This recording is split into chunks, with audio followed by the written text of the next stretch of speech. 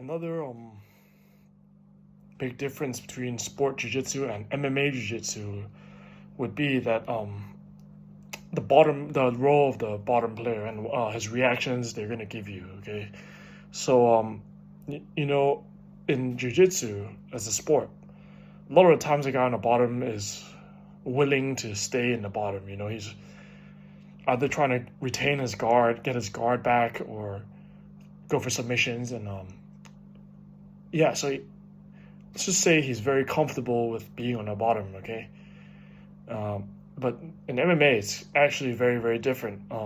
The bottom player is actually trying to stand back up to his feet a lot of the time. Like, wouldn't say all the time, but like large percentage of the time he's trying to get back to his feet. So yeah, so as a top player, you really not even passing the guard isn't really your first priority. It's actually keeping the guy down. So it's very important when you're training grappling for MMA is that like you train with partners who are going to give you the correct reactions. You can't be if you want to be an MMA fighter, you can't really be training with guys who are gonna do crazy like inversions on the bottom and all they're trying to do is like retain guard.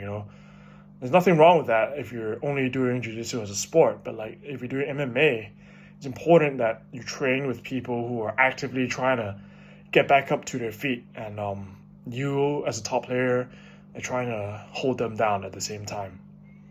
And from there, we can look to, once we've secured position, we can look to pass the guard, look for ground and pound, look for submissions, whatever. But the first step is definitely to keep them down. And the thing is, in sport jiu-jitsu, people aren't trying to get up from the bottom. They're just content with staying on their back, basically. So yeah, that's something you should keep in mind when you're a grappler trying to train for an MMA fight. Yeah, choosing the right partners.